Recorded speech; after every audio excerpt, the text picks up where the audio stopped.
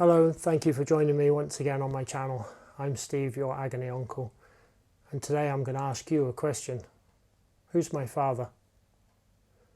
First, a quick recap. I set up this channel in the hope that I could help people, that I could answer your questions, I could give you the benefit of some of my life experience. But also, if you have watched any of my previous videos, I said that this is a journey. It's a journey for me, and hopefully you'll like and subscribe and follow me on this journey. So before I ask anything of you, I feel like I need to give you some of my background and share some of my story. But today I'm actually going to ask for your advice. So please don't forget to subscribe, give me a thumbs up if you like this, but more than ever, please give me your thoughts and your comments below, or send me an email. They're always confidential. If you want to tell me something and ask me not to use your name, I can read it out on this channel, and hopefully I can offer you some advice. So please send me an email, steve@theagonyuncle.co.uk, or comment below if you don't mind your name coming up. But I really would like to ask you for some advice. So here we go. Earlier this year in March, I suddenly lost my mother. It was a huge shock to me. She died of a heart attack very, very suddenly. And over this last few months, I know it's been hard for everybody, but I've had to do a lot of reflecting. I last saw my mum in June 2019. She came up, she lives the other end of the country, so she came up and stayed with us up in Scotland for 2 weeks. And I was sort of pushing her for some answers. And she said something to me. She said it to me quite often through her life, through my life, but she said it again last year, and it's really struck a chord with me. And she said, whenever I die, the secrets and lies will die with me. What does that mean? Why am I asking you for your thoughts? Well, let's start at the beginning. I was born in 1964. Completely different time for both men and women. Completely different time for the country, of course. My mum was 18 years old, I believe, when I was born. My mum wasn't dating anybody particularly. She went on the back of a gentleman, shall we call him. She went on his motorbike from Southampton, I believe, which is in the south coast of England, and went across to the Isle of Wight for a festival, a music festival. And while she was there with this man, I was conceived. Now, of course, she was a single mum. She hadn't been dating anybody. She was working in a shop. She was still living at home with her mum and dad and brothers and sisters. She was the eldest. I believe she had 10 brothers and sisters that were all younger than her. So I was conceived, and I was born in April 1964. But as was the norm back then, my grandparents pretended that I was theirs. My surname that I was originally given was their surname.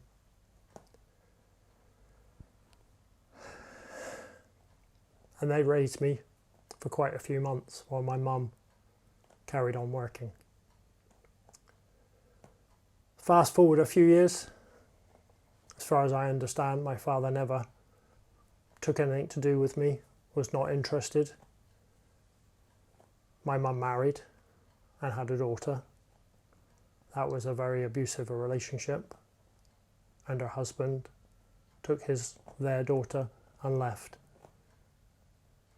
And she never got to see her again for the rest of her life. My mum then remarried again.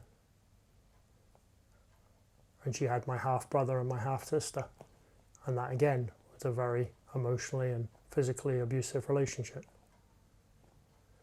On my 13th birthday, I was handed my birth certificate. That was their 13th birthday present to me, my birth certificate.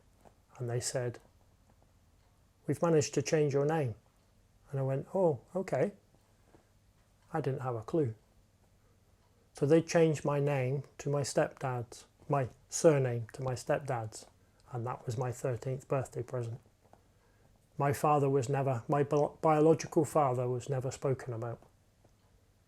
As I grew older, I missed my sister. The one that, obviously I was too young, I didn't remember her. My mum didn't talk about her, but I knew she existed. But I started asking questions about my father, and I didn't get really any answers. I did eventually find out about where I was conceived and how I was conceived. My mum suggested that my father did pay a very small amount towards my upkeep for a few years, but that faded away. It certainly wasn't a relationship my mum had with this man. She did offer me a name, but that was it. She wouldn't tell me any more. But I'm coming back to the secrets and lies. So last year, when Mum was here, I pushed her a little bit harder. Not because I wanted to embarrass her, because let's face it, back in the 60s it was frowned upon. My mum eventually divorced my stepfather, and I don't know what happened to him. I never sort of seen or heard of him ever again. I thought that was my father. I grew up in an abusive household where my stepfather was extremely mentally and sometimes physically abusive to both my mum, myself, and my half-brother and sister. So, just over a year ago, with the help of another member of the family, I joined the Ancestry. I don't know if you've heard of that. It's an organisation that you pay a subscription and you can go online and fill in your family tree. And hopefully it joins up with somebody else's family tree. Now this person that helped me join and showed me what to do is a cousin of mine, and he'd filled in his family tree, and I know one of my mum's brothers had also filled in their family tree. My uncle and this cousin had a DNA test, which Ancestry, they arrange for you. It's not exactly cheap, but you wait 6 or 7 weeks, you get your results back. And not surprisingly, some of my results tied in with my uncle, my mum's brother, and my cousin. So I filled in what I knew and linked it up with their family trees. But of course, my biological father, that box was empty.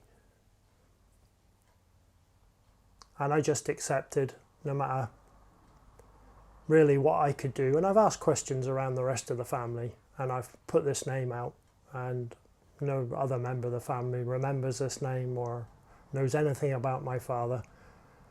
They remember that my grandparents raised me while my mum went out to work and developed a relationship with her first husband. But really, again, secrets, lies, nobody wanted to talk about it. So I really didn't get a lot of answers. Now, of course, earlier this year, Mum died. And the secrets died with her. But just a few days ago, I got an email from Ancestry. And it said it couldn't quite work out, but they'd identified a cousin. And the name of this cousin, the surname of this cousin that they'd found, is the same surname of the name that my mum had given me for my biological father. This name just came out of nowhere. It said there's no links on my family tree and no links on my uncles or my cousins. Well, of course there wouldn't be. Now my question is, after all these years of searching, of asking questions, do I now get in touch with this person? Because in theory, if they are a cousin, and I tell them the name of this man I believe to be my father, there's a very good chance they would either know him or know of him. All of a sudden now I wonder if I should just leave the secrets and lies to have died when Mum died. There is, of course, the other side of the problem, the medical side. What happens if my father does have, or did have, if he's still alive, a medical problem that I should know about, that I should think about? But really is, do I need this man in my life who really didn't need me in his, really has spent no time looking for me? I understand that he did keep in touch with my mum for a little while. Do I need him in my life now? Do I need to find somebody who maybe I wouldn't like? I've managed all these years without him. There is that bit of me that's curious, but I don't know if my curiosity is a strong enough reason to go looking. Do I just leave things out how they are? Will I regret it on my deathbed? As I say, maybe he's not even alive anymore. Maybe I do have half brothers and sisters from his side. I don't know. I don't know what to do. So, as I said, I'm asking you to subscribe and to send me your problems. But before you do that, you need to trust me, to understand me. And I, right now, could really seriously do with your input. What would you do if you were in my situation? Would you have the need to know? Maybe you don't understand that need to know because you've got a loving father who's been in your life. Maybe you're in a similar situation to me. Maybe you did go looking for your father. Maybe you didn't like what you found. Maybe you did like what you found. Maybe it was a bit that's been missing. Let me know. Give me your opinion. I would really value your input about what I should do. Because I know it's only been a couple of days, but it has been playing on me, and I really don't know what to do. It could be as simple as a phone call, well, an email initially, and a phone call perhaps, but I just don't know if I'm ready to deal with what I find. I don't know if I need what I would find. So please, if you can sympathise with me, give me a thumbs up, subscribe to my channel, come on this journey with me. I don't yet know what I'm going to do. I will of course let you know what I do, and of course I would let you know if I decide what steps I'm going to take next. But please give me your input, tell me what you think, what you would do. Thank you for joining me, and until next time, take care of yourself. Because if you don't, you won't be here to take care of anybody else. Thank you.